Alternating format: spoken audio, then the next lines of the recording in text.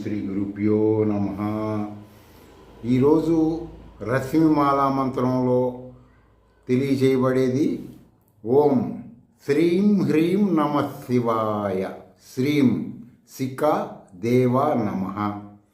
ఐం హ్రీం శ్రీం ఐం క్లీం సౌః శ్రీం శిఖాదేవి నమ.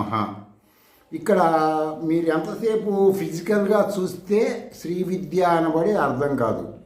శ్రీ విద్యని ఇంటర్నల్గానే చూడాలి. శిఖ అంటే అక్కడ అనేక గ్రంథులు ఉంటాయి. పగలపూట శిఖాబంధనం చేస్తారు, రాత్రిపూట శిఖాబంధనం చేయరు వేదాలు చదువుకున్న వాళ్ళు. తర్వాత సహజంగా ఎవరు రాత్రిపూట జడ వేసుకోవడానికి ఇష్టపడరు. ఎక్కువ మంది పగలే జడలు వేసుకుంటారు, రాత్రి పడుకోవేప్పుడు జడలు లాగేయరు. అలా చేయటం వలన అక్కడ పిట్యూర్ గ్రంథికి సంబంధించిన డిస్టర్బెన్స్లు వచ్చి మీకు రాత్రిపూట వచ్చేసి నిద్ర పట్టకపోవటం, పడుకోబోయిన తర్వాత ఏమో అరగకపోవటం, తర్వాత చేతులు కొంతమందికి ఏమో చేతులు కాళ్ళు కదలలేకపోయినట్టు, నోట్లో మాట రానట్టు, గుండెల మీద ఎవరో కూర్చున్నట్టు, ఇలాంటివన్నీ మీరు చేసే కర్మల వల్లనే జరుగుతాయి. భగవంతుడికి ఏ విధమైన సంబంధము ఉండదు. మీరు చేసిన కర్మకి మాత్రమే ఫలితం ఇస్తాడు.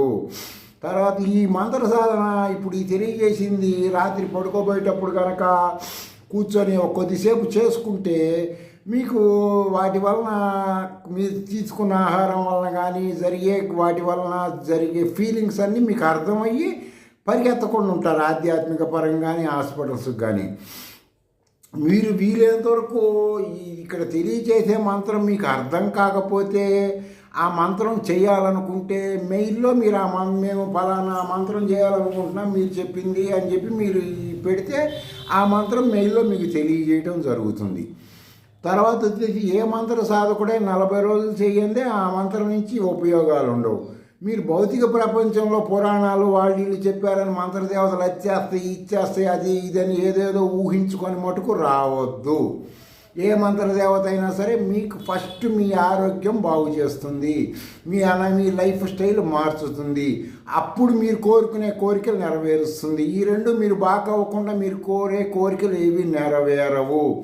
ఏ సాధకుడైనా మలబద్ధకం లేకుండా చూసుకోవాలి.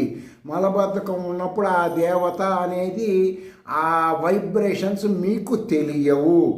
తర్వాత వచ్చేసి ఏ సాధకులైనా సరే ఇది తెలియజేయటం దేనికంటే శ్రీ విద్య అని ఒకటి ఉన్నది అని ప్రపంచానికి పరిచయం చేయటం, తెలియని వాళ్ళకి పరిచయం చేయటం. స్వస్తి.